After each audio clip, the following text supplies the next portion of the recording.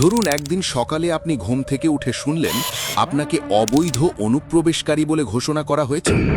এটাই হলো বিজেপির আসল পরিকল্পনা, যা তারা মতুয়া সম্প্রদায়ের জন্য সাজিয়ে রেখেছে। 2021 সাল থেকেই বিজেপি নাগরিকত্বের প্রতিশ্রুতিকে রাজনৈতিক হাতিয়ার হিসেবে ব্যবহার করেছে কেবল আমাদের মতুয়া ভাই বোনদের ভোট পাওয়ার জন্য।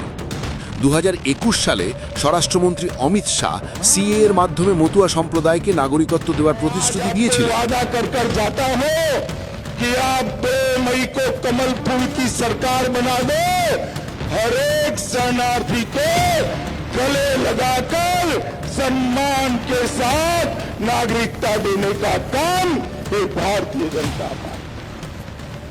তবে মোদী সরকার 2024 সালের মার্চ পর্যন্ত ওই আইনের অধীনে বিধি জারি করতে বিলম্ব করে।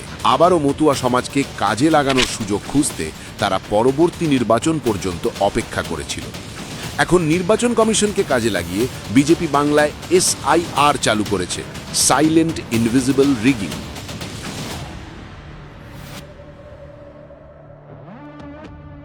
সহজ ভাষায় বললে পিছনের দরজা দিয়ে এনআরসি ঢোকানোর প্রচেষ্টা।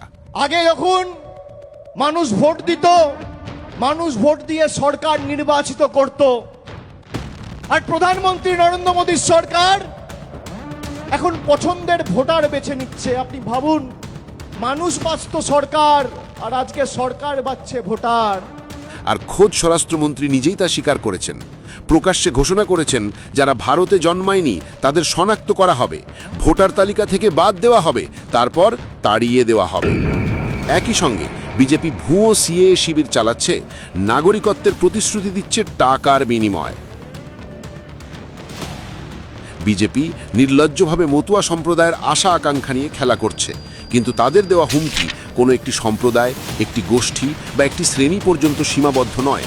এটি আমাদের সাংবিধানিক অধিকারের ওপর সরাসরি আক্রমণ।